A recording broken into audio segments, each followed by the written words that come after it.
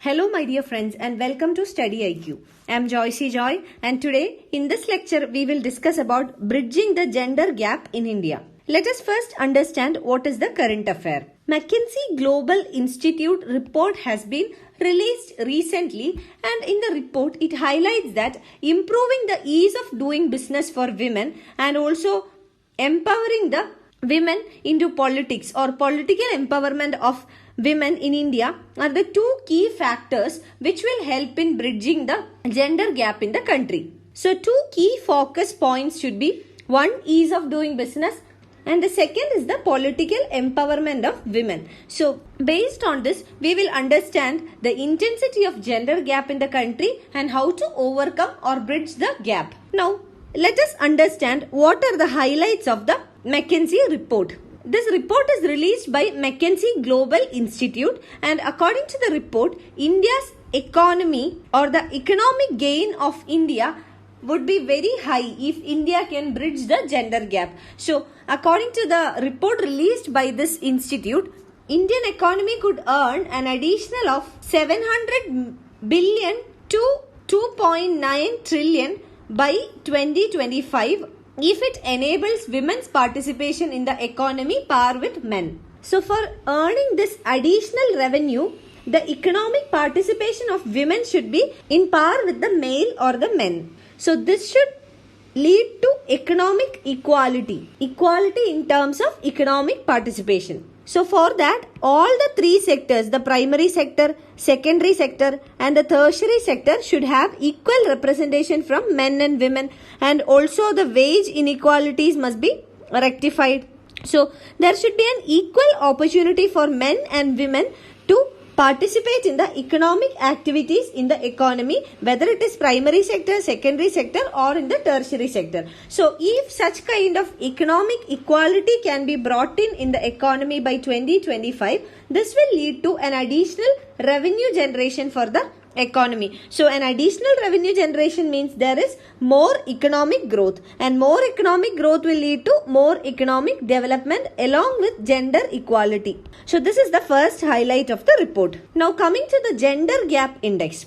The gender gap index is released by the World Economic Forum. So in the 2018 gender gap index, which was released by the World Economic Forum, India's ranking was 108. So this is the same rank India had got in the year 2017 as well. So it shows that there is no improvement. And within the gender gap index itself, in two parameters, that is, the first one is economic participation of women and the second is political empowerment of women. So both economic and political participation of women, these two parameters performed worse than the last year. That means compared to 2017, in these two parameters, India performed worse. So this essentially means that government must focus more on economic as well as political participation of women. So for economic participation, government should provide better opportunities for the women. This can be in the form of education,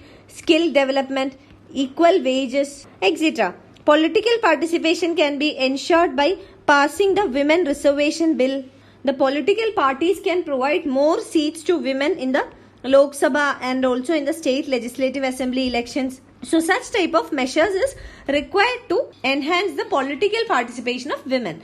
And thirdly, coming to the gender gap. In India, there is 33% gender gap. So it is important to narrow down this 33% of the gender gap. And for that, the government should take a active role like policy formulation, policy implementation, etc. And the government should also ensure that there is a public-private partnership and the civil society, NGOs, all this must be made a part of this initiative to narrow down the gender gap. Now let us understand what is the way ahead or what can be done. Firstly, it is important to increase women's representation in the parliament. So this will give them political empowerment. So women must be given more or adequate representation in the parliament.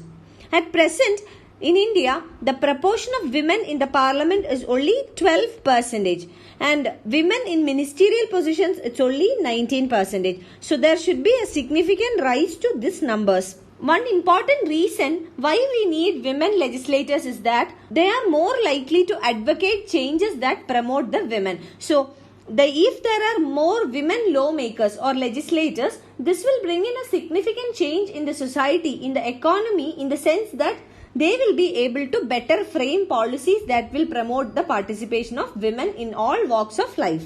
And also, according to UN University study, if there is a female legislator in a constituency, suppose the MLA or MP from a constituency is a female, then there is more chances that there will be better development of that constituency. So there is a 1.8% higher chances of economic development and prosperity in the constituency if it is a female legislator or the representative. So considering all these factors, the Women's Reservation Bill, which is pending in the Parliament, should be immediately passed by the Lok Sabha. And also, the political parties, they can voluntarily reserve seats for women. So, this should be voluntarily done by the political parties, especially the national parties. They should give more seats to the women candidates when they make the candidature list. And also, according to the World Atlas of Gender Quotas, such voluntary quotas provided by the political parties, the candidate tickets provided by the political parties to the female candidates, this is the most effective tool for improving the women's representation in elected bodies of the government. So this will play a vital and more significant role than the Women Reservation Bill itself. This is because in the Women Reservation Bill, it is made mandatory. So in some cases, there are chances that due to compulsion or due to the reservation, women will come up. But in case if the political parties voluntarily provide tickets to women, it means that those women who are active in politics or those who have a basic level understanding of the politics and the government will get representation or will be given the tickets for candidature. So this is about increasing the women's representation in the parliament and also in the state legislative assemblies. Now, second one is to implement the pending policy action. The government has proposed or legislated many policies in order to improve the situation of women in the country. For example, mandatory maternity leave, daycare facility or creche facilities to the kids of the working women. So, such type of legislatures or laws must be implemented to its complete sense. And also, paid paternity leave can be another consideration. For example, in the Scandinavian countries where they have fared well in the Human Development Index or in any developmental indices, we will see that they have adopted policies like providing paid paternity leave where equal role is given to a father and a mother in childcare. Government should also adopt best practices from other countries. For example, Malaysia has adopted a policy of providing tax incentive to women rejoining the workforce after a break. So this is one example. Another example is that of France. France impose fine on companies that underpay the women. So this is a measure towards providing equal wages to men and women.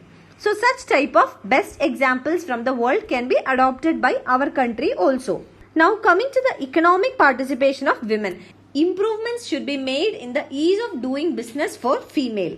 The government must frame a holistic approach where the specific problems of the women entrepreneurs can be addressed. For example, lack of collateral. So, because of this lack of collateral, they may not be given credit facilities by the financial institutions. Such type of specific problems needs to be addressed. And also, an engendered approach must be adopted by the government in dealing with the ease of doing business. The government should also create policies to spread awareness among women on economic activities and generation of income from the economic activities. This must be done from the grassroots level itself. For example, the local self-governments, the panchayats and the municipalities can be empowered to undertake such type of activities.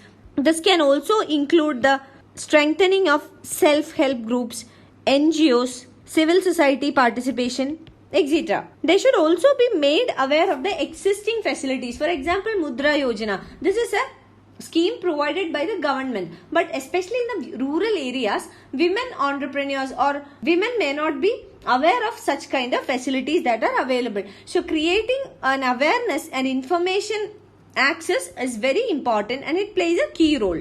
Government will need to run strategic media campaigns in order to educate these women. Also, dedicated women's help desk can be established. Grievance redressal cells in order to address their complaints or address their queries. Also, a large number of training programs must be conducted. This is not only to empower women in order to undertake economic activities, but also to provide a mindset which will give them confidence to overcome all the hurdles and take up economic activities and to become financially independent and finally to become empowered. You can find the PDF of this lecture on my Facebook page, and for any queries regarding your UPSC preparations, you can get in touch with me on my Facebook page or you can email me at joyce.studyiq@gmail.com. Thank you.